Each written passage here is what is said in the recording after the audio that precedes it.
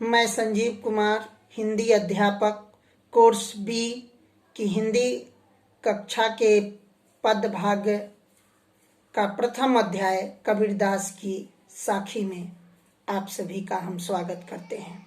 प्यारे बच्चों, आज हम कबीरदास की जो साखी है उस पर हम बात करेंगे, लेकिन सबसे पहले कबीरदास के बारे में संक्षिप्त परिचय जानते हैं। कबीरदास जी का जन्म 1398 ईस्वी हुआ माना जाता है। क्योंकि वास्तविक तथ्य पता नहीं है, इसलिए माना जाता है शब्द मैं बोल रहा हूं। इनके गुरु रामानंद थे। इन्होंने 120 वर्ष की आयु प्राप्त की और मगहर में अपना अंतिम क्षण उन्होंने बिताया।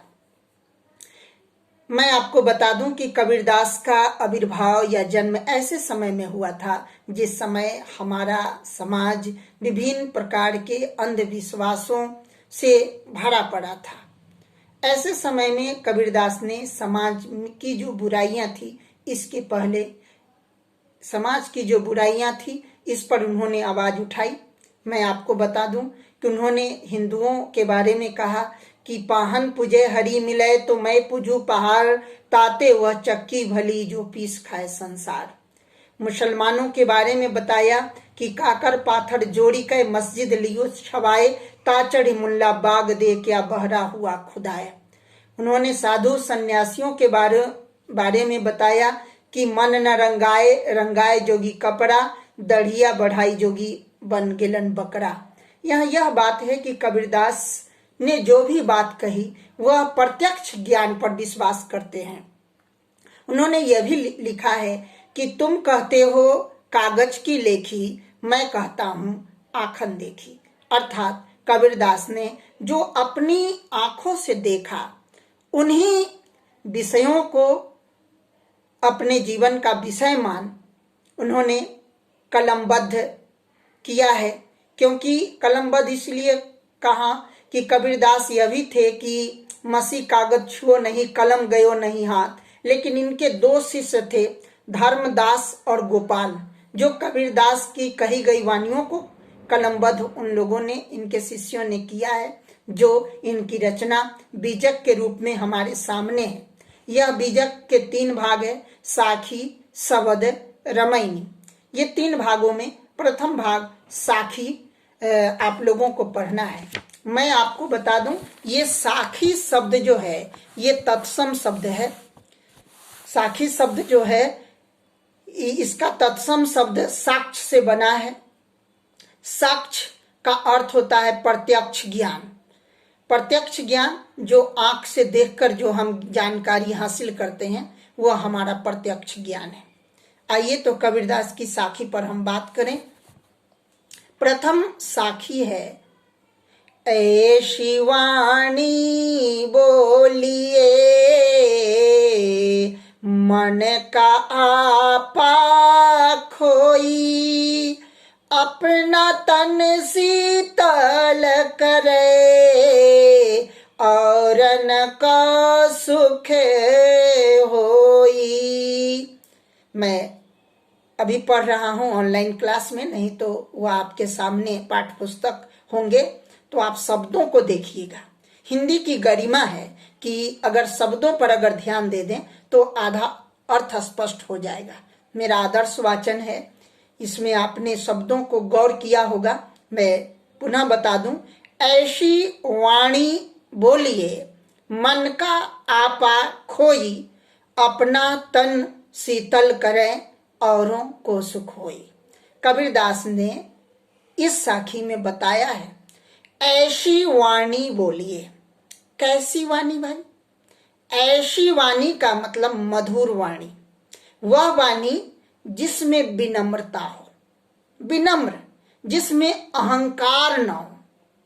ऐसी वाणी के बारे में कबीरदास जी इंगित कर रहे हैं, इशारा कर रहे हैं, बता रहे हैं कि हमें ऐसी ही वाणी बोलनी चाहिए।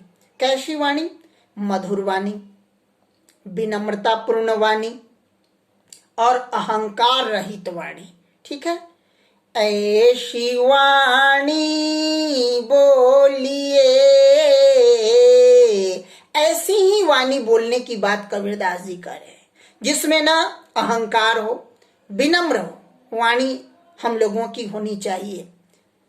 इससे क्या होगा, अगली पंक्ति में, मन का आपा खोई। मन के आपा से क्या मतलब है? मन मतलब मन का, आपा मतलब अहंकार।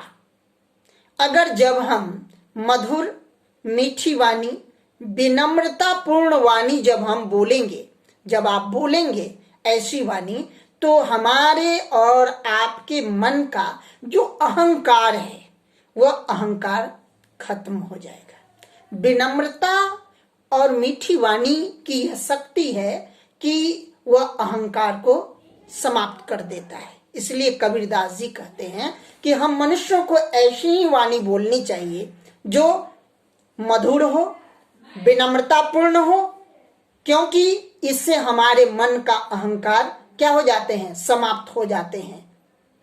आगे इसका क्या परिणाम होगा, इसको उन्होंने बताया है, अपना तन शीतल करे औरन का सुख होई। ये मधुर वाणी की यह ताकत है, ये क्षमता है कि इससे हमारा मन भी शीतल, शीतल माने ठंडा, पवित्र हो जाता है। मधुर वाणी बोलने से हमारा मन भी पवित्र हो जाता है और औरों को भी सुख मिलता है। कल्पना करिए, जब हम हमारा व्यवहार, हमारा वर्ताव, हमारी वाणी जब मधुर होती है, अच्छा होता है, बेहतर होता है, तो लोग तो खुश होते ही हैं, हम लोग भी क्या हो जाते हैं, संतुष्ट हो जाते हैं, हम लोग भी प्रसन्न हो जाते हैं, हमें भी संतुष्टि होती है कि हमने अच्छा वर्ताव किसी के साथ किया है। ये बात है। दूसरा है, देखिए कबीरदास ने क्या बात कहा है दूसरी साखी में, ध्यान दीजिएगा शब्दों पर पढ़ते समय। कस्तूरी कुंडली बसे मेघ ढूढ़े वन माही, ऐसी घटी घटी राम है दुनिया देखे नाही। क्या कहा कबीरदास ने दूसरी साखी में, कस्तूरी कुंडली बसे अमिर्ग ढूढ़े वनमाही, ऐसे घटी घटी राम है दुनिया देखे नाही। देखिए कितनी बड़ी सच्चाई कबीरदास ने दूसरी साखी में रखा है कि कस्तूरी कुंडली बसे, मिर्ग मतलब हिरण होता है, मिर्ग के नाभि में सुगंधित जो एक पदार्थ है कस्तूरी, उसके नाभि में ही निवास करता है। लेकिन मिर्ग ढूढ़े वनमाही, लेकिन मिर्ग जंगल जंगल खोजते फिरता है। देखिए अज्ञानता, जो सुगंधित पदार्थ मिर्ग के नाभि में है वो अपने सुगंध से इतना प्रभावित होता है मिर्ग कि वह जंगल जंगल छान मारता है, ढूंढते फिरता है कि कितना अच्छा इसका सुगंध है, और जो कि उसके पास होता है, लेकिन ज्ञान नहीं है कि यह सुगंध मेरे ही पास है। कस्तूरी कुंडली बसे मेघ ढूढ़े वन माही। अज्ञानतावश कस्तूरी अपने पास रहते हुए भी मिर्ग जंगल जंगल ढूंढते फिरता है। कबीरदास जी हमारी ईश्वर के प्रति जो अज्ञानता है इसकी ओर उन्होंने इशारा किया है कि हम लोग भी मंदिर, मस्जिद, गिरजाघरों में, धर्म स्थलों में, अलग अलग जगहों पर ईश्वर को ढूंढते फिरते हैं, लेकिन ईश्वर कहाँ है? आगे की पंक्ति में कबीरदास ने बताया है, ऐसे घटी घटी राम है दुनिया देखे नहीं। लेकिन घट में, हृदय में ही, ईश्वर तो हमारे हृदय में ही है, लेकिन अज्ञानतावश हम मंदिर, मस्जिद आदि जगहों पर हम ढूंढते फिरते हैं।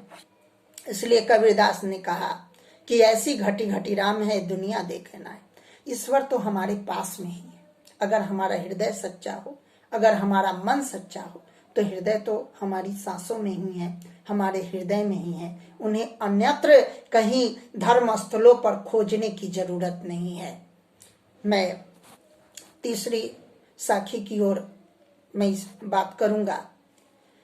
कबीरदास ने कहा, जब मैं था तब हरि नहीं, अब हरि है मैं नाही, सब अंधियारा मिट गया, जब दीपक देखा माही। तीसरी साखी में कबीरदास ने कहा कि जब मैं था तब हरि नहीं। देखिए हिंदी की गरिमा, शब्दों पर ध्यान दीजिए। जब मैं था तब हरि नहीं, मैं मतलब अहंकार, मैं, अहम। जब हमारे मन में मैं था, अहंकार था, तब हरि नहीं। अहंकार तो ईश्वर का आहार है। जब हम और आप अहंकारी होंगे तो ईश्वर तो हमारा नाश करेंगे ही। कबीरदास ने कहा कि जब मैं था तब हरि नहीं। कबीरदास ने कहा कि जब हमारे मन में मैं था, अहंकार था, तब हरि नहीं, ईश्वर नहीं। अब हरि है मैं नहीं, अब ईश्वर आ गए हैं तो अहंकार नहीं। जब अहंकार है तो ईश्वर नहीं, और जब ईश्वर है तो अहंकार नहीं। जब मैं था तब हरि नहीं, अब हरि है मैं नहीं, सब अंधियारा मिट गया, दुनिया देखे माई। आगे की पंक्ति में उन्होंने कहा कि जब मनुष्य अहंकार रहित होता है तब उसके मन के जितने भी कलुषित भाव है, जो विकार है, जो अंधेरा का प्रतीक है, वो अंधेरा मिट गया, वो विकार सारे खत्म हो गए। जब ईश्वर का ज्ञान हो जाता है, ईश्वरत्व का बोध हो जाता है, तब बुराई कहाँ बचता है हृदय में। तो सारा अंधकार, वह बुराई, वह ज्ञानता, सब के सब खत्म हो गए जब दीपक देखा माही। दीपक, जिस तरह से दीपक के जलने से रोशनी चारों तरफ हो जाता है, वह दीपक का प्रतीक हमारे ईश्वर। जब ईश्वर को हम जान लेते हैं, ईश्वर को समझ लेते हैं, ईश्वरत्व का बोध हो जाता है, तब हमारे सारे अहंकार सब खत्म हो जाते हैं।